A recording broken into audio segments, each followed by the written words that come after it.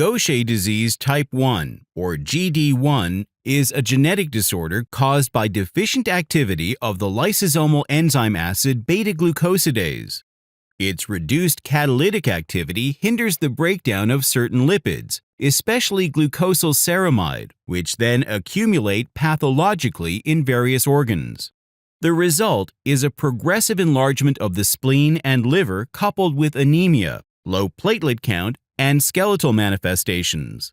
Eliglustat is an oral substrate reduction therapy that can reduce glucosylceramide storage by slowing its production. In the ENGAGE trial, patients orally took doses of 50 or 100 milligrams of Eliglustat twice per day. In this trial, 40 patients were randomized 1-to-1 to placebo or Eliglustat in the 9-month primary analysis. 39 patients continued in the open-label extension period.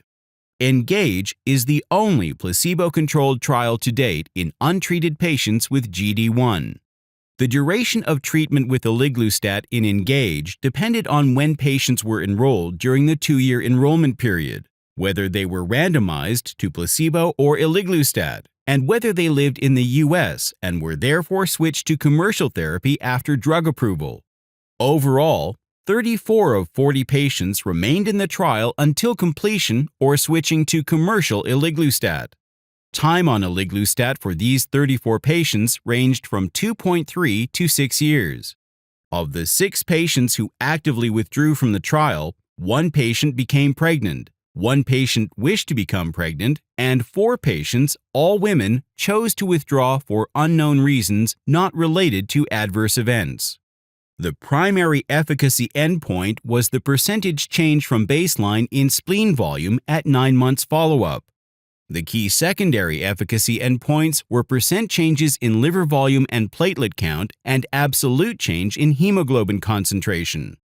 All patients showed clinically meaningful improvements in all clinical endpoints within the first year of treatment. The margins of improvement for these 4 outcomes were largest in patients that had the most severe hematologic disease or largest organ volumes at baseline. Moreover, these benefits continued to improve throughout the entire trial extension. Mean lumbar spine T-score was in the osteopenic range at baseline but normalized at Eliglustat treatment. Biomarkers of Gaucher disease decreased over time on Eliglustat. Notably, chiotriosidase and glucosylsphingosine each decreased by approximately 80% but did not normalize. No patients withdrew from the trial due to adverse events, and 99% of adverse events were mild or moderate, and 83% of adverse events were considered unrelated to Eliglustat. In summary, previously untreated GD1 patients had clinically meaningful improvements in organ volume, hematologic and bone parameters, and biomarkers starting in the first year of Eliglustat treatment. Improvements continued or were maintained during 4.5 years of treatment. The largest margins of improvement were in the patients with the greatest burden of disease at baseline. Eliglustat was generally well tolerated during 2.3 to 6 years of treatment.